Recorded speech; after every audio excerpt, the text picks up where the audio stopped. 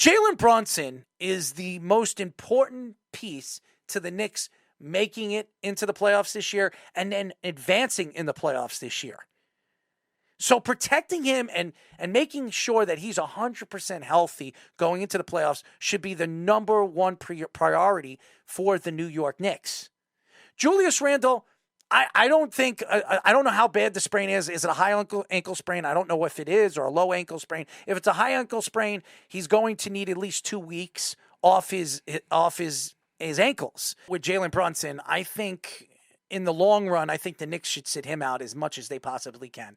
They're probably going to be a 5 seed. They're probably playing Cleveland in the first round.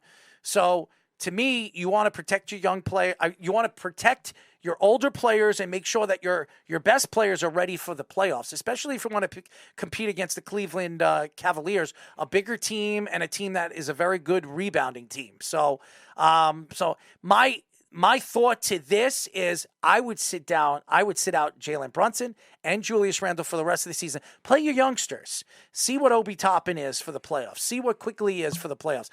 Quigley is up for the 6th man of the year. I don't know if he's going to win it, but a lot of these youngsters this is going to be their first time in the playoffs or very little in the playoffs in Obi Toppin and Quigley. So I would like to see these guys get more time, see what they could do on the court before the playoffs when they make that run and compete with the better teams in the Eastern Conference. It's actually less than I thought. The Knicks only have 5 games left in the regular season. Is it 2 weeks? Or? Yeah, so it's going to be 4 games back of Cleveland, so it's going to be next to impossible for them to catch them anyway. So you're right. They definitely should be able to sit them out. I'll figure out exactly when the start of the NBA playoffs is. It would be probably around April 10th, right? April 15th. Oh, so that's 2 weeks. So it's 2 weeks. So the Knicks should be able to get him back before that. Yeah, it's 2 weeks. weeks. It's a good sign. It's a good sign, but again, the Knicks have depth. They have a bunch of youngsters that have played well this year when there have been injuries. Mitchell Robinson being healthy right now is a good sign because you need him healthy. You need a guy that is going to play a big part defensively and rebounding wise. The Knicks have been one of the best offensive rebounding teams in the league this year. That's going to play a big part against the Cleveland Cavaliers, who is one of the top 5 offensive rebounding teams in the NBA as well. So it will be a fun series to watch in the Knicks and the Cavaliers.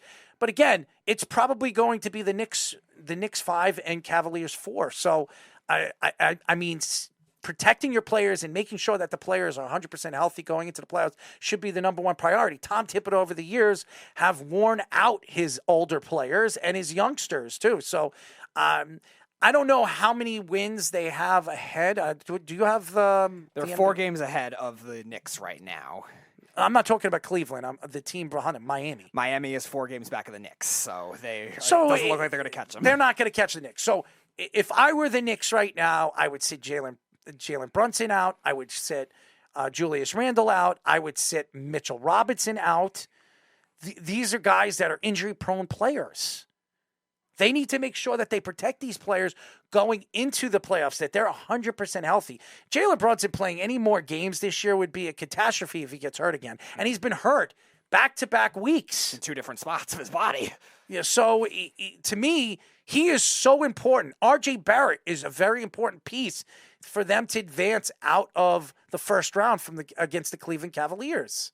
So the smart thing to do with Tom Thibodeau and this team is play your youngsters, play your young players. You have a bunch of them on the bench that could play a big part in the playoffs, but they're guys that if you lose them, they're not as big of a piece as losing Julius Randle or R.J. Barrett or Jalen Brunson. Right, and again, Jalen Brunson is the efficiency guy that helps this Knicks offense with spacing, that helps it with passing, and you're going to need that kind of thing against the Cavs, going up against Darius Garland and Donovan Mitchell in that backcourt, who are going to do a lot of the same thing. And the Cavs have a lot of depth, too. Now, their raw offense is not the same as what the Knicks are. The Knicks are definitely better, and their bench is still better than the Cavs are. So that's why they especially need those depth players to be able to step up, because if you're going star for star, I'm not saying the Knicks couldn't outplay the Cavs in that sense, but it's not ideal for what the Knicks are built as right now. The Knicks are great with bench points. The Knicks are great with bench defense, and Cleveland's an excellent defensive team, so they're going to need to be able to outplay those second unit guys, these other rotation guys, the Karis LeVerts, the Chetty Osmonds, Okoros, guys like that. The Knicks have all these wing guys that could definitely outplay the Cavs guys off the bench